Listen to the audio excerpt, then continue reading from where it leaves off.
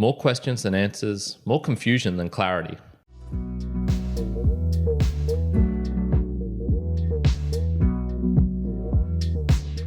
Welcome everyone to another Mere Mortals book review session, an episode that we have here today. My name is Kyrin. I do these for those who want to transcend beyond their own mere mortality, to dive deeper into certain topics, to gain the knowledge, the info that there is out there in the universe.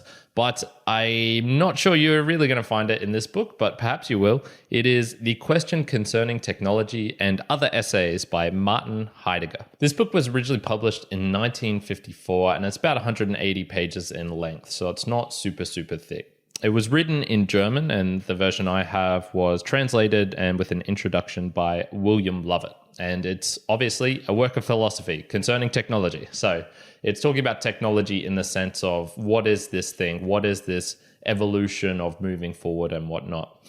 It is split into 3 parts, and there are 5 sections in total. So we have part 1, which is the question concerning technology and the turning. Part 2, the word of Nietzsche, God is dead. And part 3, the age of the world picture and science and reflection. The book is mostly meandering in a way. So he's just talking about his thoughts.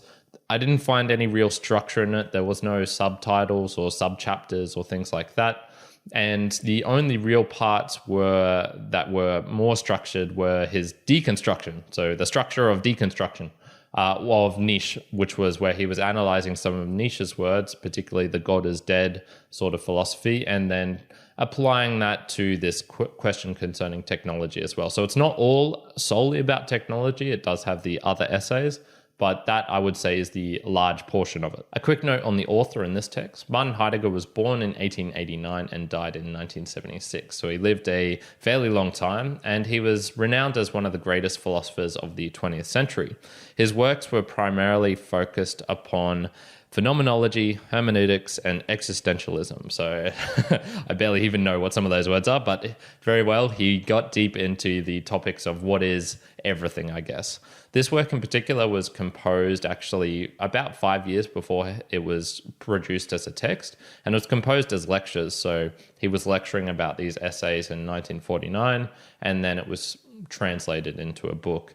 His most famous work is known as Being and Time, and that is a hefty volume from what I've heard. Okay, let's dive onto the first theme, and it is question mark, question mark, question mark. I honestly had no idea what this book was about. I did read as much as I could. I spent probably a good 4 to 5 hours, 6 hours maybe, really trying to dive in and read this. And that is normally sufficient for a book of this page length. 180 pages doesn't take that long.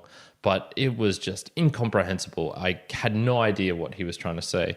I'm going to read out a passage here, and this is really emblematic of exactly the type of style of his writing. And if you can decipher this, then you are a smarter person than myself. So we'll jump into it. Has man hitherto sufficiently considered in what mode the being of what is has meanwhile appeared? That's just one sentence there, people. Has man hitherto assured himself as to whether his essence has the maturity and strength to correspond to the claim of that being? Or does man hitherto simply get along with the help of expedients and detours that drive him away ever anew from experiencing that which is? And this is just a small passage in a long passage of words and things that just do not make sense. And maybe there are sense making to people. Maybe you do need some sufficient reading beforehand.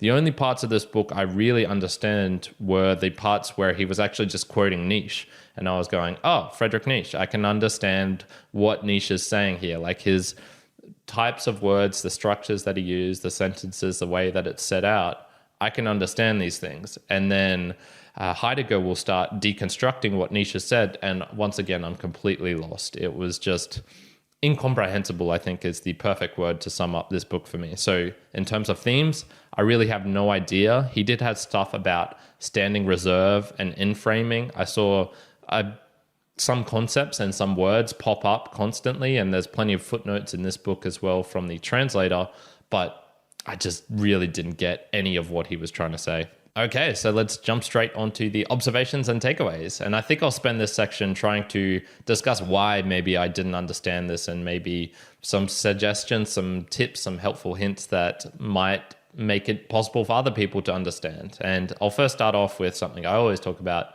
If it's composed primarily as audio and then translated to text or butchered into a text format, I really feel it doesn't work that way. So maybe this would work better if it was spoken aloud in a audio type format. So maybe even listening to the audio version of this could help. That's probably one suggestion.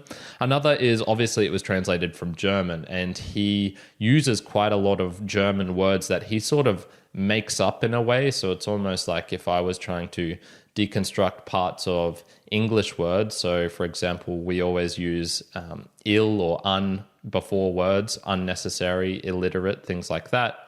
And he would do the same thing with German and sort of construct these new words by using these root causes that he found in the German stuff. So, for example, he would use enframing, which was the translation from Gestell, which was something I believe he created, but he would use this from other words like Gestellen and things like that. So the German aspect of this obviously doesn't help. It's written originally in German. When you're translating from another language to English or to any other language, really, there is going to be something lost in translation, no matter how hard you try. Most of the time this is okay, but maybe this time it wasn't okay. The actually most interesting part of the book that I found was a lot of the footnotes that the translator had written, where he was explaining, okay, dessen was ist. So what does that mean, and why is this particularly significant? Why was the verb schicken, and how is this related to Geschick, and how is that related to Geschichte, which is history? All of these sort of mini little add notes, these footnotes, I think do contribute. So if you're interested in languages as well, I would say this is a more helpful book. You probably need to be interested in languages to understand this book, because if you don't care about German, if you don't care about root words and the types of geometry of the words, the way that the language works and the hidden behind the scenes grammar and things like that, I think you're really going to struggle with this. Another thought is that maybe Heidegger made his words intentionally obscure, that he put it this way so that he would filter out people who would not be willing to put in the time and the effort to maybe deconstruct sentence by sentence. I know that I wasn't doing that. I was trying to read it more in the terms of like, okay, what is your general thesis? What are you trying to get from here? Another is that maybe he just writes this way in general. So here's a little part of the introduction from the, not the narrator, the translator. And this explains a little bit. So he says, Heidegger has a poet's ear for language and often writes in a poetic way. For him, the proper function of words is not to stand for, to signify. Rather, words point to something beyond themselves. They are translucent bearers of meaning. To name a thing is to summon it, to call it toward one. Heidegger's words are rich in connotation. Once inclined to invent words to carry needed meanings, he has more recently become concerned with the rehabilitation of language, with the restoring of its original, now obliterated force.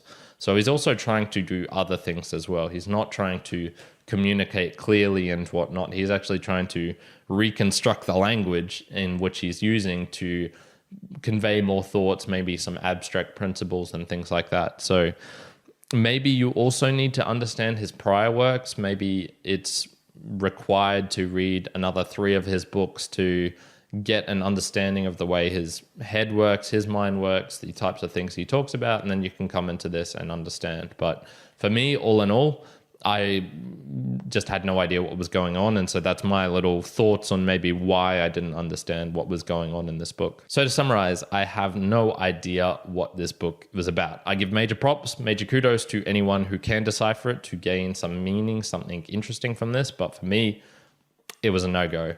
I'm going to give it a 2 out of 10, not because I disliked it or I hated the ideas or anything. It was simply, I just didn't know. I had no idea. So will I bother to spend more time reading his other works, such as Being and Time?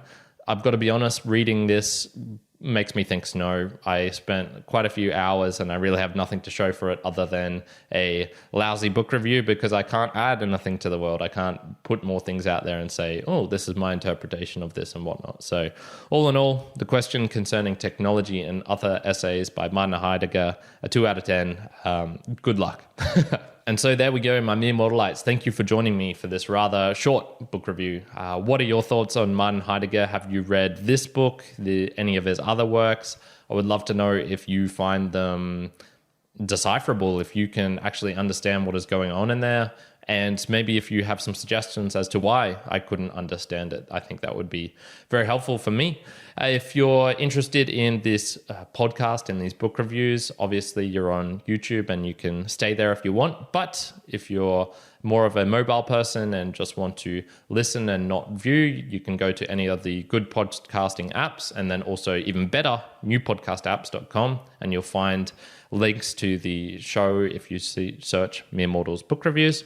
Other than that, I really do hope you're having a fantastic day wherever you are in the world. Kyrin out.